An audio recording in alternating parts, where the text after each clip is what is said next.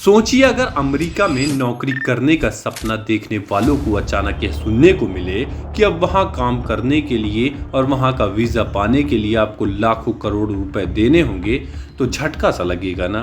मगर यह करिश्मा हुआ है डोनाल्ड ट्रंप के नए आदेश के बाद।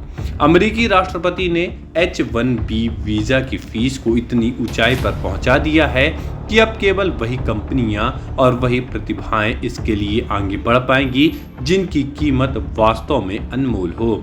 H-1B वीजा जिसमें 1990 में शुरू हुआ था, भारतीयों के लिए तो खास पहचान बन चुका है।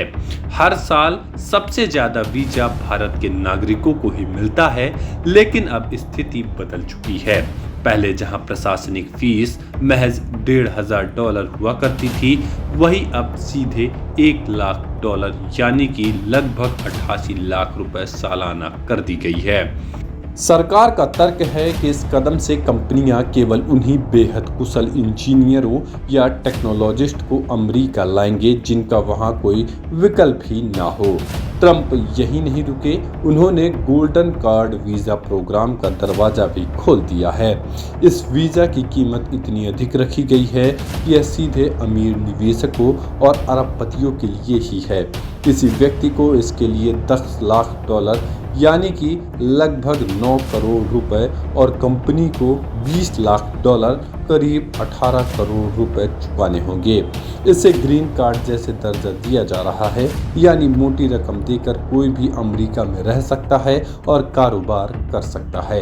सरकार का कहना है कि इस रकम से राष्ट्रीय कर्ज चुकाने में मदद मिलेगी और अमेरिकी लोगों की नौकरियां विदेशी हाथों से बचेंगी। लेकिन विशेषज्ञों का मानना है कि यह अमेरिका को लंबी अवधि में नुकसान भी पहुंचा सकता है। इंडस्ट्री का सबसे बड़ा डर यही है कि दुनिया की बेहतरीन प्रतिभाएं अब अमेरिका का रुख करने से कतराएंगी। भारतीयों पर इसका असर और भी गहरा होगा। अभी तक 71% H-1B वीज़ा भारतीय नागरिकों को मिलता रहा है, वही करीब 10 लाख भारतीय ग्रीन कार्ड का इंतजार कर रहे हैं। गोल्ड कार्ड वीजा के जरिए अमीर भारतीय को अमेरिका का रास्ता चुन सकते हैं, लेकिन मध्यम वर्गीय और सामान्य कुशल कर्मचारी इस भारी भरकम फीस के बोझ तले दब जाएंगे। अमेरिकी टेक कंपनी जैसे Amazon, गूगल, मेटा और माइक्रोसॉफ्ट अब तक इस वीजा के सबसे बड़े लाभार्थी रहे हैं।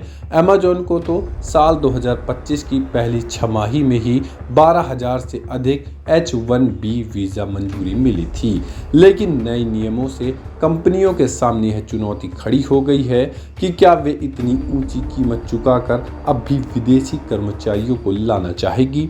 भारत जैसे देश के लिए यह फैसला एक चेतावनी भी है। यहाँ से अमीर और कौशल प्रतिभाएं लगातार विदेशों का रुख कर रही हैं। गोल्ड कार्ड जैसी योजनाएं इस पलायन को और तेज कर सकती हैं।